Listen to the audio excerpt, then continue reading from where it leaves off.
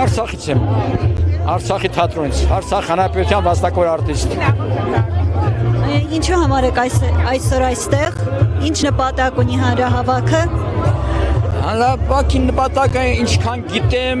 պահանջ ներկայացնելն է կառավարության հատուկ կետերով եւ ինչքան գիտեմ մեկ ամիս ժամանակ պետք է տան, ինչ այդ կետերի պատասխանի կառավարությունը, չպատասխանի հետագա քայլերի պետք է գնան։ Այս պայքարում հանրահավաքի ընթացքում նկատում եք Հայաստանի ժողովրդի աջակցությունը ձեզ։ Կան իհարկե, նկատում եմ, ես շատերին ճանաչում եմ, բոլորն այստեղ են, օրինակ իմ հայաստանցի ընկերները, երևանցի բոլորն այստեղ են, կան շատեր կան։ Իսկ ինչ եք կարծում, կառավարությունը ձեր հարցերին լուծում կտա։ Դա արդեն ոչ մեկը չի կարող պատասխանի։ Հիմա ոչ մեկը դրան չի կարող պատասխանի, որովհետև նրանք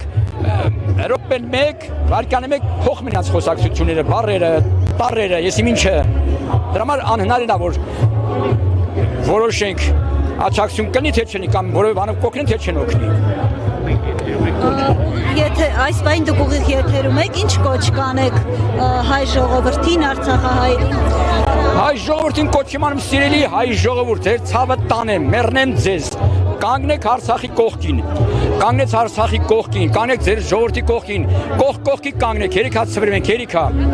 Իսկ ինչ եք կարծում, արցախցիները կվերադառնան իրենց հայրեն։ Այո, կվերադառնան անպայման, դա 100% կվերադառնան, բայց չեմ կարող ժամանակ նշել։ Ոչ մի քանի օրից, մի տարուց, մի քանի տասնամյակ հետո անպայման կվերադառնան։ Հնարավոր է ես էլ չվերադառնամ, բայց գնացողները կգնան, անպայման Արցախը երբեք չի կորչելու։ Առաջ անգամ չէ որ Արցախը ընկնում է որևէ մուսուլմանի կամ բանի ձեռքին։ Անպայման հետա գալու, անպայման 100%։ Դու կտեսնես օրինակ, բայց ես կարող եմ տեսնել։